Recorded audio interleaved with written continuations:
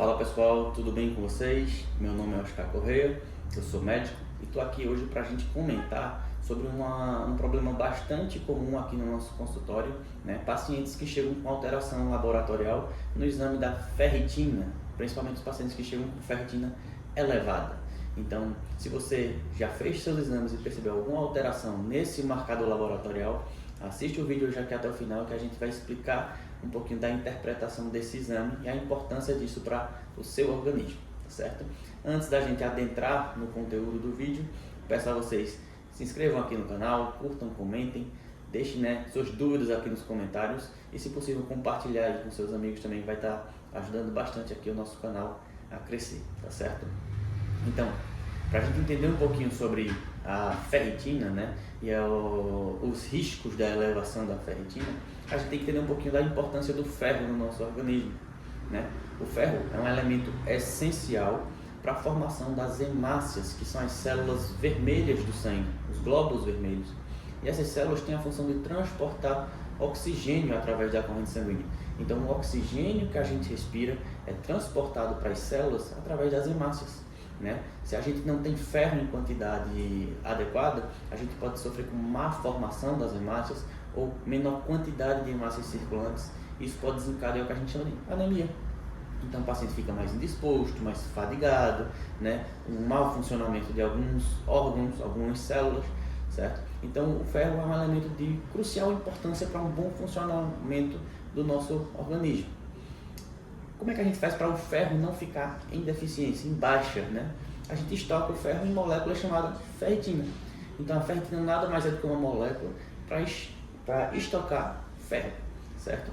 E a gente não sofrer com a carência desse elemento, certo? Porém, quando a gente dosa lá seu exame de sangue, você pode perceber que nós temos um valor de referência ali com relação a essa ferritina, que varia de homem para mulher. E um dos motivos dessa variação tão grande do valor de referência é simplesmente porque as mulheres tendem a ter a menstruação mensalmente, ou seja, tem um sangramento mensal, e qualquer sangramento é um motivo de perda de ferro. Sangue, a gente perdendo sangue, a gente vai ter uma queda nos nossos estoques de ferro.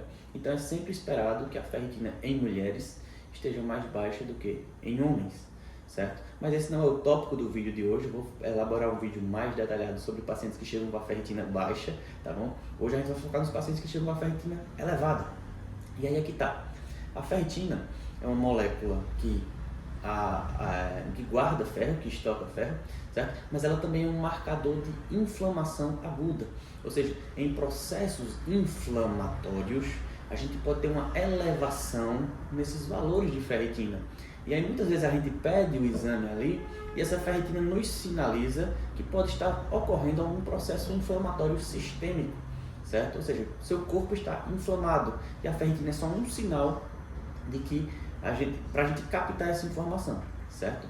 Claro, se a ferritina dá muito alta, o paciente tem outros sintomas, a gente pode questionar o diagnóstico, pensar no diagnóstico de uma hemocromatose.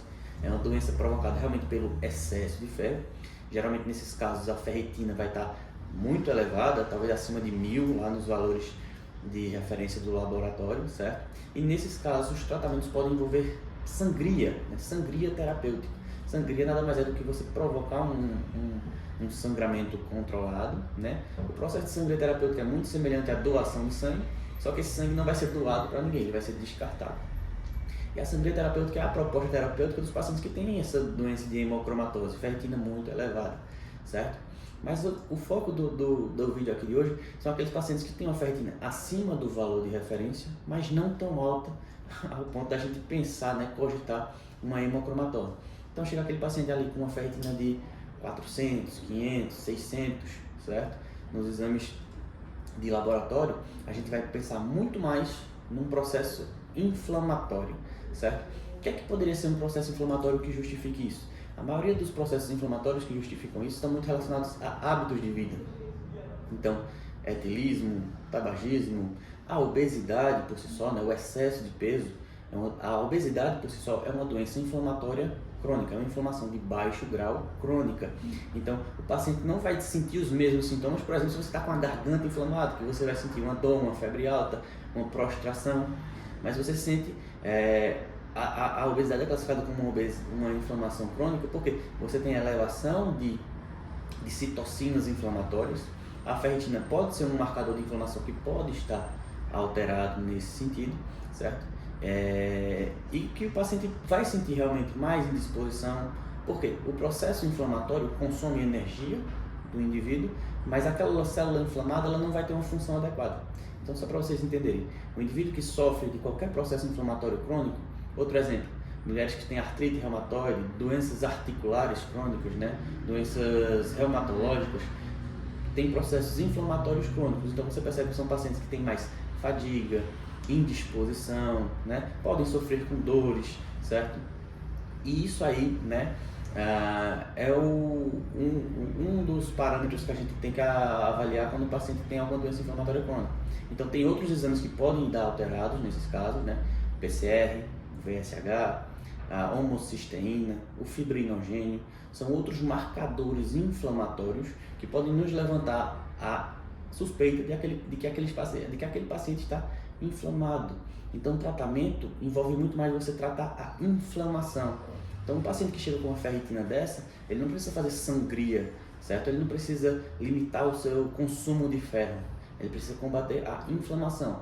E é aí que tá, a gente tem que tentar identificar o foco desse processo inflamatório e buscar modificar esses hábitos de vida, certo? Então muito se passa realmente pela correção desses hábitos de vida, um controle alimentar, atividade física, cessação do etilismo, né? Interrupção do etilismo, tá certo? E existem hoje algumas medicações, alguns protocolos medicamentosos com ação anti-inflamatória e combatendo a inflamação, a gente consegue enxergar uma redução desses marcadores inflamatórios, inclusive a ferritina.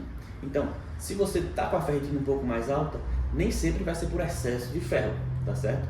Na grande maioria dos casos, ela aponta muito mais para um processo inflamatório, que a gente vai precisar investigar a causa e tratar pontualmente ali o que é que pode estar causando isso daí, certo? Então, se você fez seu exame ali laboratorial, percebeu ferritina um pouco alta, procure acompanhamento médico, né? Para a gente investigar o que é que vai ser essa principal causa o que é que pode estar lhe deixando inflamado, e a gente vai também iniciar a proposta terapêutica mais adequada, mais ajustada para as suas necessidades, tá certo? Então, se você já notou esses exames alterados, se você tem sintomas, né, de fadiga, prostração, algo nesse sentido aí, ou tem hábitos que precisam ser corrigidos, o acompanhamento médico é sempre a melhor escolha para você, tá certo? Se você gostou desse conteúdo, mais uma vez, deixe seu comentário aqui embaixo. Se você já percebeu essa alteração laboratorial, me comenta aqui, certo? E a gente vai estar tentando responder todos os comentários relacionados ao tema, tá certo, pessoal? Mais uma vez, obrigado por assistirem até aqui e até o próximo vídeo. Valeu!